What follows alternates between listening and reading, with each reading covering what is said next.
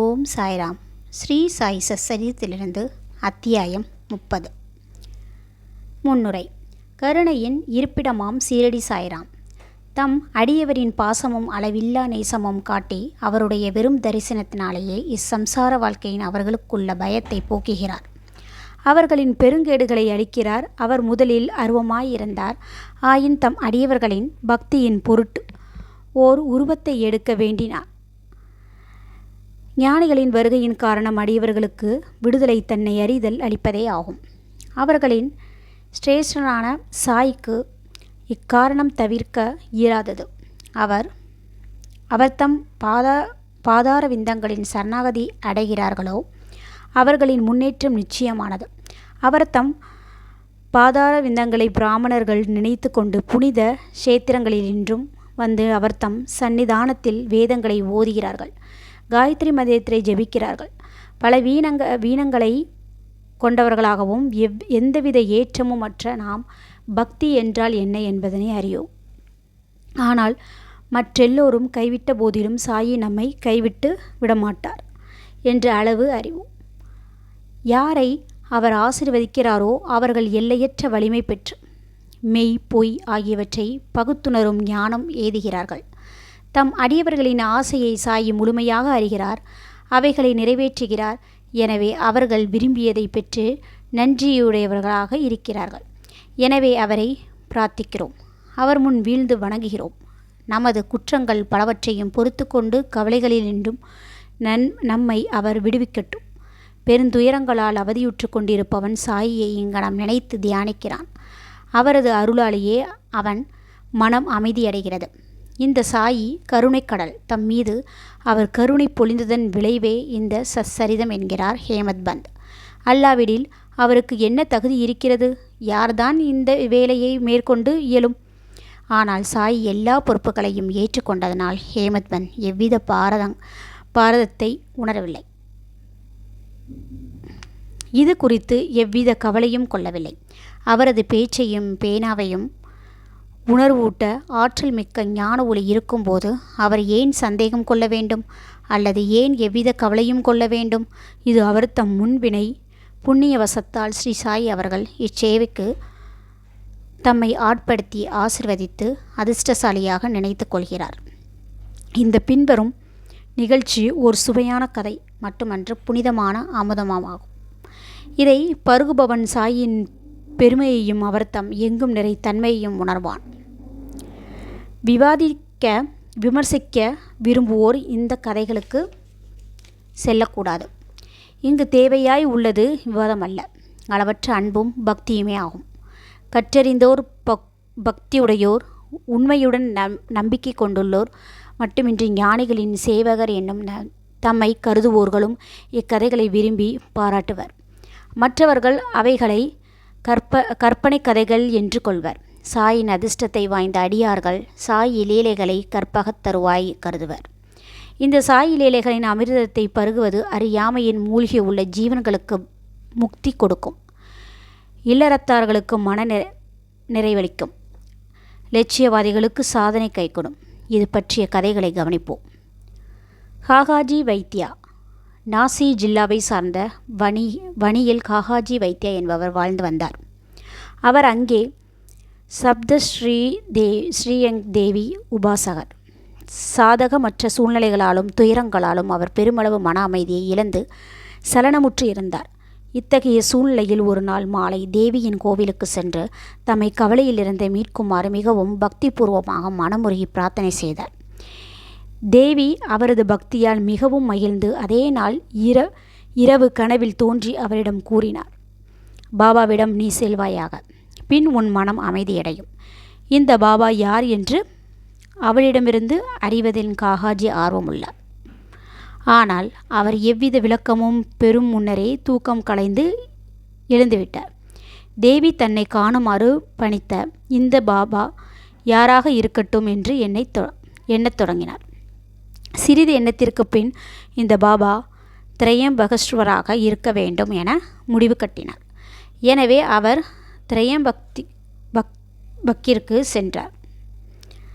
அங்கு 10 நாட்கள் தங்கினார். அவ்வையம் தினந்தோறும் அதிகாலம் குளித்து ஸ்ரீருத்திரம் ஓதி அபிஷேகம் மற்ற பிற சமய சம்பிரதாயங்களையும் செய்தார். இவைகள் எல்லாம் செய்தும் கூட முன்போலவே அவர் சலனமுற்றதாகவும் இருந்தார். பின்னர் அவர் நமது இருப்பிடத்திற்கு சென்று மீண்டும் இறங்கத்தக்க நிலையில் வேண்டினார். அன்றிரவு தேவி மீண்டும் அவர் கனவில் தோன்றி, நீ ஏன் திரையம்பகஸ்வரத்திற்கு சென்றாய்? நான் பாபா என்று கூறியது சீரடியை சேர்ந்த ஸ்ரீ சமர்த்த சாயி என்றார். எப்போது சீரடிக்கு போவது, எப்படி பாபாவை பார்ப்பது என்பதை காகாஜியின் இப்போதைய கேள்வியாக இருந்தது. ஒரு ஞானியை தரிசிக்க ஒருவன் உண்மையான ஆர்வமுள்ளவனாக இருப்பின் ஞானி மாத்திரமல்ல, கடவுளும் அவனது வேண்டுகோளை நிறைவேற்றுகிறார். உண்மையில் சந்தும் அனந்ததும் ஞானி கடவுள் ஒருவரே. எல்லளவும் அவர்களிடையே வேறுபாடு இல்லை. ஒரு ஞானியை பார்க்க அவனாகவே செல்கிறான் என்று ஒருவன் நினைத்தால் அது வெறும் டம்பையாகும். ஞானியின் அருளின்றி அவரை அணுகி தரிசிக்க இயலும். மரத்தின் இலை கூட அவன் ஆணையின்றி அசைவதில்லை. ஞானியின் செல்ல பக்தன் எவ்வளவு அதிகம் கவலை உள்ளவனாக இருக்கிறானோ, எவ்வளவு அதிகம் பக்தியுடனும் நம்பிக்கையுடனும் இருக்கிறானோ, அவ்வளவு விரைவில் அவன் மன நிறைவு அடையும் வண்ணம் அவனது எண்ணம் நிறைவேற்றப்படும். யாரையாவது விருந்துக்கு அழைக்கும் ஒருவன் அவரை வரவேற்பதற்காக சகல ஏற்பாடுகளையும் செய்கிறான். காகாஜி சம்பந்தப்பட்ட விஷயமும் அங்கனமே நடந்தது. ஷாமாவின் வேண்டுதல்கள். சீரடிக்கு தமது விஜயத்தை பற்றி காகாஜி நினைத்து கொண்டிருக்கையில் அவரை அழைத்து செல்ல ஒருவர் அவர் இருப்பிடத்திற்கே வந்தார். அவர் வேறு யாரும் அல்ல, பாபாவின் மிக்க நெருங்கிய பழக்கமுள்ள அடியவரான ஷாமா ஆவார். இத்தருணத்தில் அவர் வணிக்கு எங்கனம் வந்தார் என்பதனை தற்போது கவனிக்கலாம். ஷாமா தமது இளம் வயதில் தீவிரமாக நோய்வாய்ப்பட்டார். அவரது தாயார் அவர்களின் குலதெய்வமான வணியில் உள்ள சப்தஸ்ரீங்க தேவியுடன் தன் மகன் குணமடைந்தால் அழைத்து வந்து அவள் பாதத்தில் சமர்ப்பதாக வேண்டிக் கொண்டாள். தாயாரோ சில ஆண்டுகளுக்கு பிறகு தனது ஸ்தனங்களில் ஒருவித தோல்வியாதிகளால் அவதியுற்றார். அத்தருணத்தில் தனது தெய்வமான தேவியிடம் மீண்டும் ஒரு வேண்டுதலை செய்தார். இந்த 2 வேண்டுதல்களும் நிறைவேற்றப்படாமலேயே இருந்தன. அவளது மரணப்படுக்கையில் தனது மகன் ஷாமாவை தன் அருகே அழைத்து வேண்டுதல்களை குறித்து அவரது கவனத்தை ஈர்த்து அவற்றை நிறைவேற்றுவதாக சத்தியம் வாங்கிய பின்பு உயிர் நீத்தாள். சில நாட்களுக்கு பின்னர் ஷாமா இவ்வேண்டுதல்களை குறித்து மறந்துவிட்டார். இவ்வாறாக 30 ஆண்டுகள் கடந்தன. இத்தருணத்தில் ஒரு புகழ்பெற்ற ஜோதிடர் சீரடிக்கு வந்து அங்கு 1 மாதம் தங்கியிருந்தார். ஸ்ரீமான் பூட்டியையும் மற்றவர்களையும் குறித்து அவர் கூறிய முன்னோடி செய்திகள் யாவும் உண்மையாயின. அனைவரும் மகிழ்ந்தனர். ஷாமாவின் தம்பியான பாபாஜியும் ஜோதிடரை கலந்து ஆலோசித்தார். அப்போது அவரது தாயாரின் வேண்டுதல்களை அவரின் அண்ணன் அவளின் மரணப்படுக்கை நிறைவேற்றுவதாக வாக்களித்தது. இன்னும் நிறைவேற்றப்படவில்லை. எனவே கடவுள் அவர் மீது மகிழூறாமல் அவர்களுக்கு துன்பங்களையும் அளித்து கொண்டிருக்கிறார் என்று கூறினார். பாபாஜி இதை தன் அண்ணனிடம் கூறவும் அவர் நிறைவேற்றப்படாத வேண்டுதல்களை நினைவு கூர்ந்தார். மேற்கொண்டு எவ்வித தாமதமும் ஆபத்தானது என எண்ணி ஒரு பொற்கொள்ளனை அழைத்து ஒரு ஜதை வெள்ளி ஸ்தனங்களை தயாரிக்க சொன்னார். பின்னர் அவர் மசூதிக்கு சென்று பாபாவின் முன்னால் வீழ்ந்து பணிந்து அவர் முன்னர் 2 வெள்ளி ஸ்தனங்களையும் வைத்து ஏற்றுக்கொண்டு தம்மை வேண்டுதல்களினின்று விடுவிக்கும்படி வேண்டிக் கொண்டார். சப்தஸ்ரீங்கி கோவிலுக்கு அவருடைய போகும்படியும் அவற்றை தேவியின் பாதங்களின் அவரையே சமர்ப்பிக்கும்படியும் பாபா வற்புறுத்தினார். பாபாவின் அனுமதியையும் உதவியையும் பெற்ற பின் ஷாமா வணிக்கு புறப்பட்டார். அங்கு அவர் பூசாரியை தேடிக்கொண்டு காகாஜியின் வீட்டை வந்தடைந்தார். காகாஜி அப்போதுதான் பாபாவை பார்க்க மிக்க கவலை உள்ளவராக இருந்தார். அத்தருணத்தின் ஷாமாவும் அங்கு வந்தடைந்தார். எத்தகைய வியத்தகு ஒற்றுமை இது! காகாஜி அவரை யார் அவர் என்றும் எப்போது அவர் வந்தார் என்றும் விசாரித்தார். அவர் சீரடியிலிருந்து வந்திருக்கிறார் என்றறிந்தவுடன் உடனே அவரை கட்டி அணைத்து கொண்டார். அன்பால் அவர் அந்த அளவிற்கு ஆக்கிரமிக்கப்பட்டிருந்தார். பின்னர் அவர்கள் சாயின் லீலைகளை பற்றி பேசினர். ஷாமாவின் வேண்டுதல்களை நிறைவேற்றிய பின்னர் இருவரும் சீரடிக்கு புறப்பட்டனர். காகாஜி மசூதிக்கு சென்று பாபாவின் பாதத்தில் வீழ்ந்தார். உடனே அவர் கண்கள் குளமாயின. அவர் அமைதியுற்றார். தேவியின் காட்சியின்படியே பாபாவை பார்த்தவுடனும் அவர் மனம் சலனங்கள் இழந்து அமைதியாயும் அடக்கமாகவும் ஆயிற்று. தமது மனதில் காகாஜி கீழ்கண்டவாறு என்ன ஆரம்பித்தார். என்ன வியத்தகு சக்தி இது! பாபா ஒன்றும் பேசவில்லை. எவ்வித கேள்வி பதிலும் இல்லை. ஆசிர்வதிக்கவில்லை. வெறும் தரிசனம் ஒன்றே இவ்விதமாக மகிழ்ச்சிக்கு அடிகோலுகிறது. எனவே அமைதியின்மை அவரது வெறும் தரிசனத்தினாலேயே மறைந்து இன்ப உணர்வு எனக்கு வந்திருக்கிறது. இதுவே தரிசனத்தின் பெருமை எனப்படுவது. அவரது பார்வை சாயின் பாதங்களின் நிலை கொண்டது. அவரால் ஒரு வார்த்தை கூட பேச இயலவில்லை. பாபாவின் லீலைகளை கேட்டு கரைகாண மகிழ்ச்சி அடைந்தார். பாபாவிடம் முழுமையாக சரணடைந்து தம் கவலைகளையும் கஷ்டங்களையும் மறந்தார். களப்பற்ற இன்பத்தை அவர் எய்தினார். அங்கு அவர் 12 நாட்கள் தங்கியிருந்தார். பாபாவிடம் விடைபெற்று உதி ஆசீர்வாதம் இவர்களுடன் வீடு திரும்பினார். ராகதாவை சேர்ந்த குசால் சந்த். அதிகாலை நேரங்களில் நாம் காணும் கனவானது விழித்திருக்கும் போது நனவாகிறது என்று சொல்லப்படுகிறது. இம்மாதிரி இருக்கலாம். ஆனால் பாபாவின் கனவுகளுக்கு கால நியதியமில்லை. நிகழ்ச்சி ஒன்றை குறிக்குங்கால் ஒரு நாள் மாலை பாபா காகா சாஹேப் தீஷித்தை அழைத்து ராகதாவிற்கு சென்று தாம் நெடுநாள் குசால் சந்தை பார்க்காத காரணத்தினால் அவரை சீரடிக்கு அழைத்து வருமாறு கூறினார்.